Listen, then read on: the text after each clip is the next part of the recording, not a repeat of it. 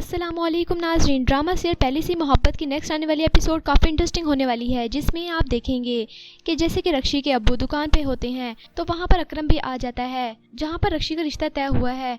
रक्षी के वालिद उनसे बात कर रहे होते हैं। अकरम को देख के वो कहते हैं कि तुम नहीं चाहते कि फैजुल्ला के साथ हमारा रिश्ता हो। ये बात सुन के अकरम उनसे कहता है कि मैं तो तुम पे लानत भी नहीं भेजना चाहता और तुम ये सोचते हो। ये बात सुन के रक्षी के वालिद बहुत ज़्यादा गुस्से में आ जाते हैं और अकरम से कहते हैं कि क्या बदतमीजी कर रहे हो तुम यहाँ पर।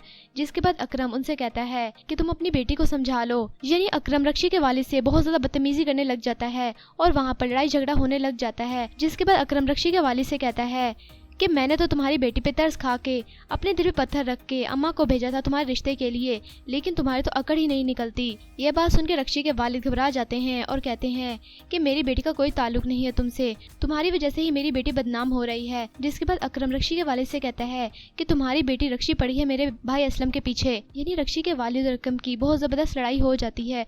तो असलम को इस बारे में पता चलता है तो असलम भागता हुआ वहाँ पर आ जाता है। असलम उन दोनों को छुड़ाता है। उसके बाद असलम रक्षी के वालिद से कहता है कि बस फैज चचा चुप हो जाएं अब आप। जिसके बाद असलम अपने भाई को कहता है कि भाई घर चलो और बस कर दो। अकरम से ये सब कुछ बर्दाश्त नहीं होता। अकरम रक्षी के वालिद से कहता है कि जाओ जाके अपनी बेटी से पूछो कि क्यों पड़ी है मेरे भाई के पीछे, उसने फंसाया है मेरे भाई को। ये बात सुनकर रक्षी के वालिद घबरा जाते हैं और सोच में पड़ जाते हैं। यानी रक्षी के वालिद सबके सामने बहुत ज़्यादा शर्मिंदा हो जाते हैं। जिसके बाद रक्षी के वालिद बहुत ज़्यादा गुस्से में होते हैं और घर पे आते हैं। रक्षी के वालिद रक्षी को आवाज़ें देने लग जाते हैं। उसके बाद रक्षी उसकी वालदा घबरा जाती हैं।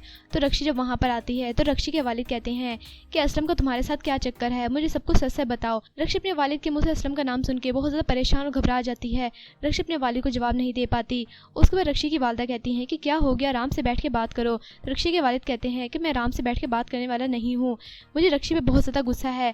आज इसकी वजह से बाजार में मेरा तमाशा लग गया है। रक्षी तुम बताओ कि तुम असलम से मोहब्बत करती हो कि नहीं और तुम उसको जानती हो कि नहीं। रक्षी से अपने वालिद के सामने कुछ बोला नहीं जाता। तो रक्षी की सुतेली वालदा कहती हैं कि क्या हो गया, रक्षी की जान लोगे क्या। रक्षी की वालदा कहती हैं कि क्या हो गया, वो मर जाएगी अगर तुम इस तरह से बात कर रहे हो। जिसके बाद रक्षी के वालिद कहते हैं कि जो कुछ मैं सुन के आया हूँ वो सुनने के बाद जब मैं नहीं मरा तो ये कैसे मर सकती है। जिसके बाद रक्षी के वालिद बहुत ज़्यादा गुस्से में आ जाते हैं और रक्षी को पकड़ के पूछते हैं कि बताओ मुझे सच सच, मुझे सारी हकीकत के बारे में बताओ। जिसके बाद रक्षी कहती है कि मैं नहीं जानती असलम को।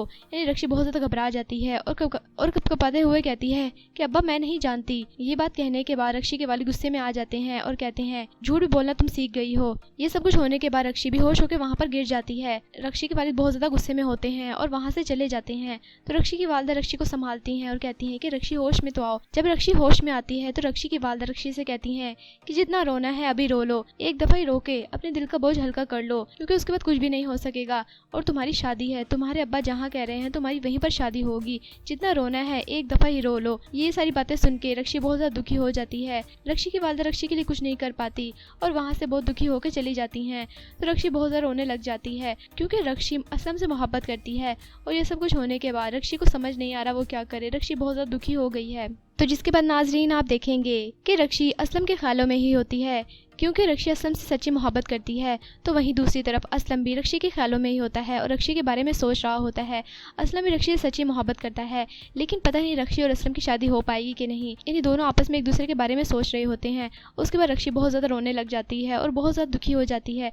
रक्षी बहुत ज़्यादा उदास हो गई है असलम के बगैर और असलम भी बहुत ज़्यादा उदास हो गया है रक्षी के बगैर। तो जिसके बाद नाज़रीन आप देखेंगे कि असलम की वालदा कहती हैं कि रक्षी ही पड़ी है मेरे असलम के पीछे, इस रक्षी ने ही मेरे असलम को फंसाया है। उसके बाद असलम की वालदा कहती हैं कि मैं तो भला चाह के उसका रिश्ता लेने के लिए चली गई, लेकिन उसके वालिद ने इनकार कर दिया है। असलम की वालदा कहती हैं कि इतना सब कुछ होने के बाद भी मैंने अपना दिल बड़ा किया और रक्षी घर अपने असलम का रिश्ता लेके चली गई, लेकिन उसके वालिद ने इनकार करके बहुत बड़ी गलती की है। तो जिसके बाद नाजरीन आप देखेंगे कि असलम रक्षी से मिलने के लिए, उससे बात करने के लिए सुबह उसको देखता है। उसे कॉलेज के बाहर खड़ा होता है, लेकिन रक्षी कॉलेज नहीं जाती क्योंकि रक्षी बहुत ज़्यादा उदास है और उसके अब्बा ने अब कॉलेज जाने से उसको मना कर दिया है। रक्षी घर पर होती है। जिसके बाद असलम कॉलेज की तरफ देखता है लेकिन रक्षी नजर नहीं आती। उसके बाद असलम घर पर आता है और रक्षी को आवाज़ देता है, लेकिन रक्षी बाहर नहीं निकलती और न ही दरवाज़ा खोलती है। रक्षी असलम की आवाज़ सुन के बहुत ज़्यादा दुखी हो जाती है और दरवाजे पे हाथ रख के रोने लग जाती है। असलम को महसूस हो जाता है कि रक्षी दरवाजे पे है।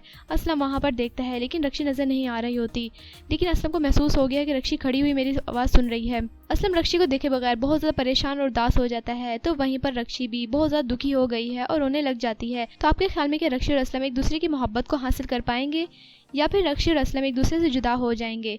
अपनी कीमती राय का इज़हार कमेंट सेक्शन में कीजिए और वीडियो अच्छी लगे तो प्लीज़ लाइक करें। मेरा चैनल सुपर ड्रामा रिव्यू को आपने लाजमी सब्सक्राइब करना है और बेल आइकन को प्रेस करना है ताकि आपको हर नए आने वाले ड्रामे के रिव्यूज़ मिलते रहें। तब तक के लिए अल्लाह हाफिज़।